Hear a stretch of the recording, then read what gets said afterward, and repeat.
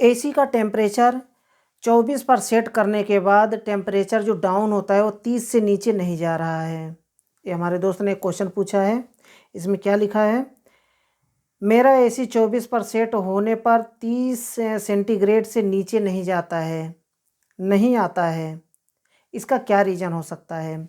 जैसे कि हम रिमोट से हम टेम्परेचर को सेट करते हैं। जैसे ये हमारा रिमोट है, ठीक।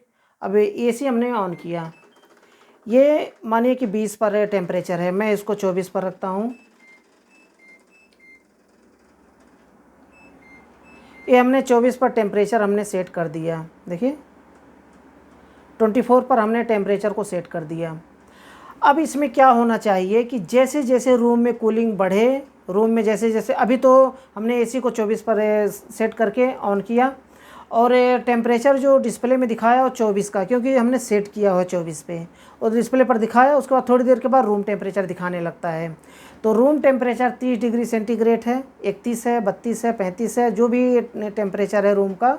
अब एसी जैसे जैसे चलेगा, मैं इसे बंद कर देता तो नॉइस आएगा। अब जैसे जैसे एसी चलेगा वैसे वैसे रूम जो टेम्परेचर है ना वो डाउन होना चाहिए। मानिए कि 30 से स्टार्ट हुआ है टेम्परेचर। अब जैसे जैसे रूम में कूलिंग बढ़ता जाएगा वैसे वैसे क्या होगा कि रूम का टेम्परेचर भी वो डिस्प्ले में जो दिखा रहा है और टेम्परेचर धीरे धीरे डाउन होता जाएगा। अब मानिए कि 24 पे हमने सेट किया हुआ है, तो बंद कब होगा इसको भी ध्यान में रखिए। आप समझ लीजिए, काफ़ी इम्पोर्टेंट है ये। अगर 30 पर हमने स्टार्ट किया है तो 24 पर हमने टेम्परेचर को सेट किया हुआ है रिमोट से, और रिमोट से टेम्परेचर को सेट करने के बाद जब हमने स्टार्ट किया तो रूम का टेम्परेचर 30 दिखा रहा है। अब यहाँ पर समझ लीजिए कि कटआउट कब होगा, यानी कि ट्रिप कब होगा कंप्रेसर ऑटोमेटिक। तो जब टेम्परेचर 30 से गए धीरे धीरे धीरे करके नीचे आएगा और 24 पर जिस टेम्परेचर पर हमने सेट किया हुआ है उस टेम्परेचर पर जब पहुंच जाएगा तो वहाँ पर क्या होगा कि जो सेंसर है वो सेंस कर लेगा रूम का टेम्परेचर कि 24 हो चुका है और तो 24 पर 24 पर सेट किया हुआ है। तो क्या होगा, सिग्नल भेजेगा और कंप्रेसर को बंद कर देगा पीसीबी। इस तरह से काम करता है। अब हमारे दोस्त ने जो पूछा है कि उन्होंने कह रहे हैं कि 30 से नीचे आ ही नहीं रहा है, यानी कि एसी का कंप्रेसर लगातार चलता रहेगा। कब तक? जब तक कि टेम्परेचर 24 पे ना आ जाए। तो इसमें अब क्या रीज़न हो सकता है? जिस तरह से मैं समझा रहा हूँ उस तरह से आपको अभी खुद ब खुद समझ में आ गया होगा कि इसमें रीज़न क्या हो सकता है। अब इसमें रीज़न यानी कि कूलिंग नहीं कर पा रहा है। अब अलग-अलग रीज़न हो सकते हैं, लेकिन जो मेन रीज़न है ना, कूलिंग नहीं कर पा रहा है, टेम्परेचर 24 पर नहीं पहुँच पा रहा है, वो 30 पर रुका हुआ है, यानी कि जो रूम का टेम्परेचर वो कम नहीं हो रहा है, यानी कि कूलिंग नहीं दे रहा है एसी, तभी तो ऐसा हो रहा है। जब एसी कूलिंग नहीं देगा तो टेम्परेचर कहाँ से डाउन होगा?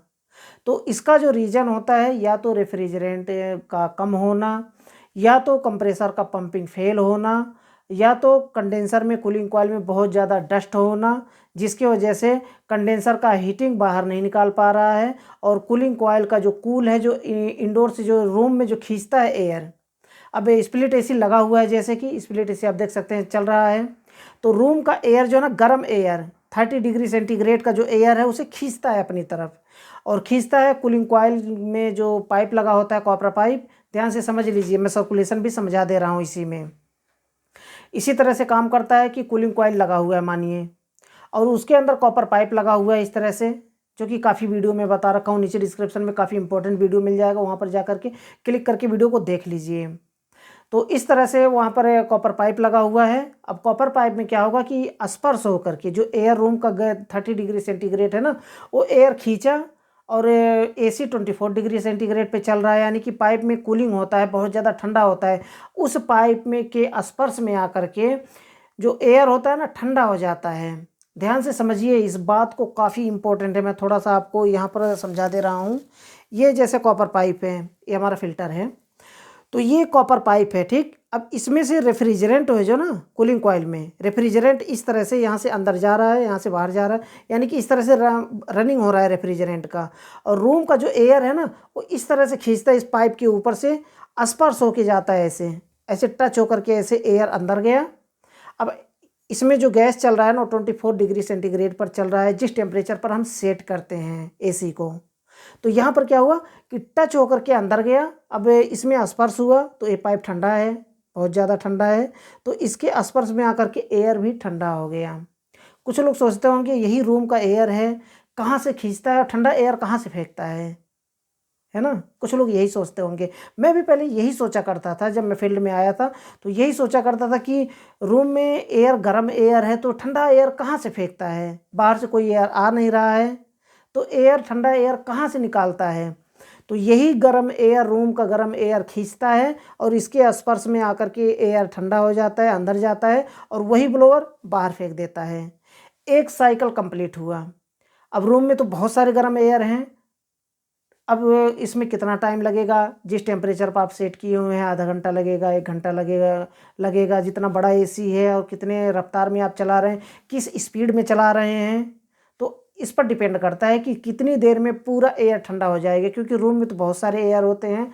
एक साइकिल खींचा, फिर ठंडा करके बाहर फेंक दिया, फिर दूसरा साइकिल खींचा, इसमें स्पर्श होकर के अंदर गया, एयर ठंडा हो गया, बाहर फेंक दिया, फिर खींचा। इसीलिए कूलिंग कॉइल के ऊपर फ़िल्टर लगा होता है और आप देखे होंगे उस फ़िल्टर पे क्या होता है कि बहुत ज़्यादा डस्ट जमा हो जाता है। क्यों? क्योंकि वहीं से एयर खींचता है। एयर खींचता है तो रूम में जो कुछ डस्ट भी होते हैं, एयर के साथ में कुछ कचरा, धूल, मिट्टी होता है, तो वही एयर खींचता है और जा कर के वहाँ पर एयर फ़िल्टर हो जाता है। यानी कि जो कचरा खींचा वो फ़िल्टर में जा कर के चिपक जाता है, सिर्फ फ्रेश एयर अंदर जाता है। अब यहाँ पर समझिए कि फ़िल्टर अगर बहुत ज़्यादा गंदा हो तो एयर ना तो खींचेगा ना तो फेंकेगा, जिससे क्या होगा कि कंप्रेसर ओवरहीट होगा और पहले तो कूलिंग कॉइल के ऊपर आइस जमेगा। अगर बहुत ज़्यादा एयर है ना उस पर, कूलिंग कॉइल पे फ़िल्टर पे बहुत ज़्यादा डस्ट जमा है, तो क्या होगा कि एयर का सर्कुलेशन नहीं होगा, एयर नहीं खींचेगा ना तो फेंकेगा। तो क्या होगा कि रेफ्रिजरेंट जो आ रहा है, रेफ्रिजरेंट या कूलिंग कॉइल में जो आ रहा है ना, वो यहाँ पर आकर के जमता जाएगा, तो जिसकी वजह से बहुत ज़्यादा ठंडा हो जाएगा तो बर्फ़ जमाने लगता है। यही रीज़न होता है कि कूलिंग कॉइल के ऊपर बर्फ़ जमता है। एक तो होता है कि ये रेफ्रिजरेंट का कम होना, रेफ्रिजरेंट कम होता है जिसकी वजह से कूलिंग कॉइल के ऊपर आइस आता है। एक तो होता है कि कूलिंग कॉइल गंदा होता है या फिर एयर फिल्टर गंदा होता है जिसकी वजह से कूलिंग कॉइल के ऊपर आइस आता है। तीसरा होता है कि अगर ब्लोअर की स्पीड अगर स्लो है तो उसके वजह से भी आइस आता है। तो तीनों रीज़न अगर मिला ले तो सेम होता है, अगर आप ध्यान से समझ लें। क्योंकि ये अगर मैं समझाने लग जाऊँ तो काफ़ी लंबा वीडियो हो जाएगा। तो इस तरह से होता है। तो अगर मानिए कि अब हम टॉपिक की बात करते हैं, हम थोड़ा इधर चले गए, लेकिन काफ़ी इम्पोर्टेंट जो भी बताया हूँ काफ़ी इम्पोर्टेंट था। अब मानिए कि 30 डिग्री सेंटीग्रेड से नीचे नहीं आ रहा है तो गैस कम हो सकता है। पहला आपको रेफ्रिजरेंट चेक करना है, क्योंकि रेफ्रिजरेंट अगर उसमें रेफ्रिजरेंट का रनिंग नहीं होगा तो टेम्परेचर नीचे नहीं आएगा।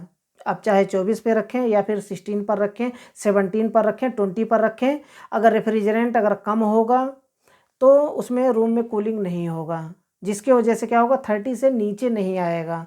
और जबकि अगर नॉर्मल एसी चल रहा होता है तो 30 पर, अगर रूम का टेम्परेचर 30 है, 32 है, 28 है, तो क्या होगा कि जैसे जैसे एसी चलता जाएगा, जैसे जैसे रूम का जो गर्म हवा है ना, गर्म एयर है, उसे खींच करके ठंडा करता जाएगा, गर्म हवा खींच करके ठंडा करता जाएगा। जब एक समय ऐसा आएगा जब पूरे रूम का एयर ठंडा हो जाएगा, तब क्या होगा कि जैसे जैसे ठंडा बढ़ता जाएगा वैसे वैसे टेम्परेचर डाउन होता जाएगा। जो डिस्प्ले में टेम्परेचर दिखाता है ना 30 का, वो धीरे धीरे करके 29 होगा, 28 होगा, 26 होगा, 25 होगा, 24 होगा, 24 हो करके और कंप्रेसर ट्रिप हो जाएगा। क्यों? क्योंकि हमने 24 सेंटीग्रेड पर हमने सेट किया हुआ है कि वहाँ पर टेम्परेचर पहुँचने के बाद बंद हो जाना चाहिए एयर कंडीशनर। तो वहाँ पर जब पहुँच जाएगा तो एसी बंद हो जाएगा। तो सिंपल सा प्रोसेस है, आपको गैस चेक करना है। कूलिंग कॉइल का जो है ना, कूलिंग कॉइल का जो उसमें डस्टी होता है या फिर कूलिंग कॉइल के ऊपर जो फिल्टर लगा होता है उसे आपको चेक करना है। और ब्लोअर की स्पीड चेक करनी है कि कहीं ऐसा तो नहीं कि ब्लोअर की स्पीड कम हो। तो ब्लोअर की अगर स्पीड कम होगी तो एयर ना तो खींच पाएगा ना तो फेंक पाएगा। तब क्या होगा, रूम को जितनी गर्मी एयर है, गर्म एयर है, वो गर्म का गर्म ही पड़ा रह जाएगा। क्योंकि उसका जो रास्ता है ना वो क्लियर होना चाहिए। यानी कि जो खींच रहा है एयर वहीं से जा, अब ये कॉपर पाइप है, अगर ये रास्ता अगर बंद होगा तो एयर कहाँ से खींचेगा, है ना। एयर कहाँ से खींचेगा? तो ये रास्ता पहले हमें साफ़ करना है। अगर ये गंदा है, डस्टी है, तो इसके रास्ते में क्या होता है, एक कूलिंग कॉइल होता है और इसके जो कूलिंग कॉइल का फिन्स होता है पतला-पतला ना, उसके अंदर अगर डस्टी होता है तो एयर नहीं खींच पाएगा। एक तो होता है एयर फ़िल्टर होता है जो कि सबसे ऊपर होता है। तो अगर एयर फ़िल्टर गंदा है और कूलिंग कॉइल गंदा है तो उसे पहले क्लियर करें, साफ़ करें, उसका रास्ता साफ़ करें। ये साफ़ हो गया। गैस पहले चेक नहीं करना है, पहले आपको कूलिंग कॉइल चेक करना है। कूलिंग कॉइल गंदा तो नहीं है, एयर फ़िल्टर गंदा तो नहीं है और ये जो ब्लोअर की स्पीड कम तो नहीं है। इन सब को पहले चेक करना है, उसके बाद ही आपको रेफ्रिजरेंट अगर कम होता है तो उसका प्रेशर बढ़ाना है। नहीं तो यहाँ पर गंदा है इंडोर और एयर का सर्कुलेशन सही से नहीं हो रहा है तो आप रेफ्रिजरेंट चार्ज करेंगे, वहाँ पर प्रेशर सही से नहीं बताएगा। अगर R22 रेफ्रिजरेंट है तो आपको 60 PSI करना होता है, लेकिन 60 PSI वहाँ पर बताएगा नहीं। क्यों? क्योंकि जो सर्कुलेशन है, रेफ्रिजरेंट का बहाव सही से हो नहीं पाएगा, रन नहीं हो पाएगा सही से। साइकिल जब सही से नहीं होगा तो रेफ्रिजरेंट का प्रेशर सही नहीं बताएगा। कभी भी आप देखे होंगे फील्ड में अगर काम करते हैं, अगर नहीं किए हैं तो इसको ध्यान में रख लीजिए, अपने दिमाग में बैठा लीजिए इस बात को कि कभी भी आपको जब रेफ्रिजरेंट टॉप अप करना हो, चार्जिंग करना हो, तो उससे पहले आपको श्योर करना होगा कि आपका जो कूलिंग कॉइल है वो सही है, गंदा नहीं है, एयर फिल्टर गंदा नहीं है, ब्लोअर की स्पीड सही है। उसके बाद ही आपको गैस टॉप अप करना है, चाहे जो भी रेफ्रिजरेंट हो, R22 हो, R410 हो या फिर R32 हो, 290, कोई भी रेफ्रिजरेंट हो, पहले कंडेंसर कूलिंग कॉइल को आपको क्लीन करना होगा, तभी आप रेफ्रिजरेंट का सही प्रेशर आप पाएंगे। नहीं तो आप गैस चार्जिंग करते जाएंगे करते जाएंगे करते जाएंगे, क्या पता चलेगा अभी 40 का हुआ प्रेशर और बढ़ाना चाहिए। सिलेंडर उल्टा कर करके धक्का धक्का मार करके आप गैस डालते जाएंगे, बाद में क्या होगा कि वही प्रेशर बहुत ज़्यादा शो होने लगेगा जब कूलिंग कॉइल क्लीन होगा, या फिर आप गैस चार्जिंग करके चले जाएंगे धक्का मार करके, तो 60 PSI आप करके जाएंगे, थोड़ी देर के बाद 90 PSI हो जाएगा। तो ये गलती कभी भी नहीं करना चाहिए। मुझे लगता है कि आप समझ गए होंगे, आपके क्वेश्चन का आंसर मिल गया होगा। अगर फिर भी कोई डाउट रह जाता, कोई क्वेश्चन रह जाता है तो बेझिझक आप मुझसे कमेंट बॉक्स में पूछ सकते हैं, मैं उसका रिप्लाई जल्द से जल्द देने की कोशिश करूंगा। तो आज के लिए बस इतना ही था, अगले वीडियो में फिर जल्दी मिलते हैं नए टॉपिक के साथ।